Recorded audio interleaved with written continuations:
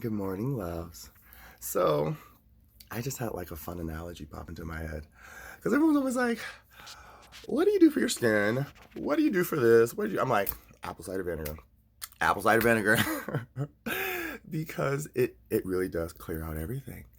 And the thing about it that I realize is that apple cider vinegar is literally like emotional trauma. When you first take it, it is disgusting. It is gross. It's hard to swallow. You literally can throw up if you do not take it properly and dilute it with something that makes it easier to absorb. This is emotional trauma. After time of seeing it over and over again or experiencing it over and over again, it hurts, it's gross, we don't like it. But eventually we convince ourselves that okay, it's bearable, it's manageable. I can handle it. It's not a big deal.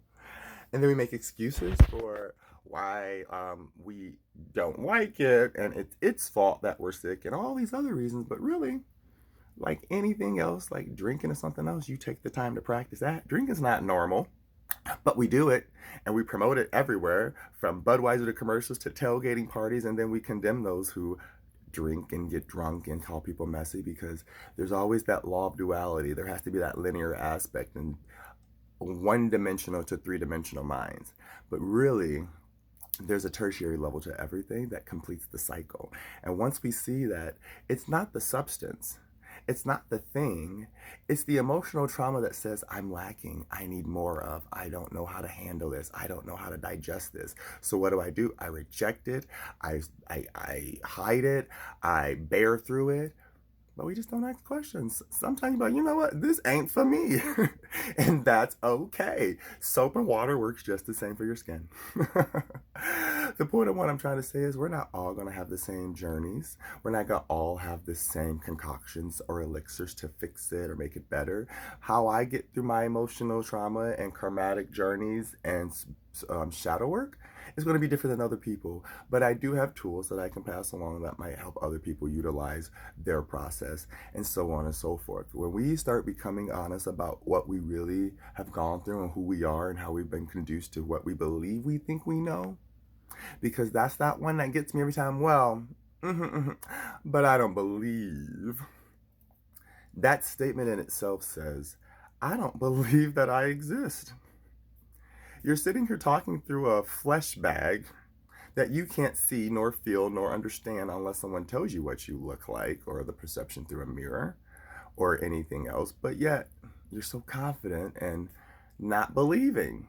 Then you have these eyeballs that see and zoom in and zoom out and do all this stuff, and these ears that can just hear all these echoes and everything else, and this mouth that can taste and talk and do all these other things, but you don't believe.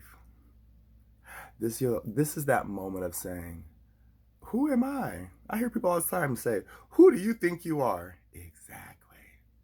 Who do you think you are? What is your purpose here? What is your function? What is happening when you see things happening around you, but you don't know how they happen?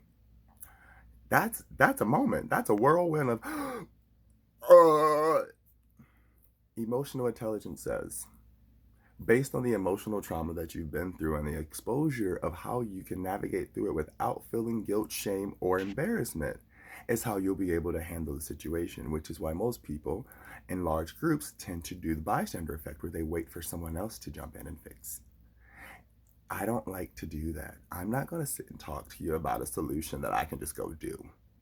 While you're sitting over here saying, okay, it's spilling, but while it's spilling, let's get something that can catch the spill. We can do this. How about you just pick up the curtain and move it back so it doesn't get knocked over again? There are a lot of simple solutions like that, but because of emotionally abused people, emotionally abused children, emotionally abused mindsets, emotionally abused psychosis of America, we say and normalize it's okay to put your feelings to put your feelings in a box and to the side. They're not real. Emotions aren't real. And then you go home and cry by yourself and wish that you had somebody to hug you and love you and hold you. This is real. I'm laughing, but that's real. People do that. And because they feel that no one understands them, it's not safe to be vulnerable, because when you're vulnerable, you get hurt. And this has been a misrepresentation of love. Love is not painful in the way that it tries to hurt you to prove a point. Love hurts because it sucks when you put something into something and it's not reciprocal. But it's okay, Because if it doesn't fit, that means it wasn't your puzzle. There's a lot of people out there trying to fit a puzzle piece into a big picture that, yeah, the puzzle piece fits, but the pictures ain't matching. And that's why you feel out of whack. You have to search for your tribe, your puzzle piece, your picture on that puzzle. Whatever edge you choose to be, make sure you shape it for you and not something that was conditionally given to you that now you walk around wearing as a badge and it's not you. Take off the mask, take away the fear, walk out of embarrassment, walk into the light naked, bare, and in truth and say, I'm here, I'm yours, I'm a vessel to be used, I am no longer afraid. I thank you for this moment. I thank you for my life. I am grateful for every lesson learned because it's getting me closer to understand. None of this was given to me. It was all provided for me, which means it is my job and my duty to help protect it, nurture it, and pass it on to the next. I can go much further and deeper, but we'll do that later because I got to get ready for work. All right, guys, I love you.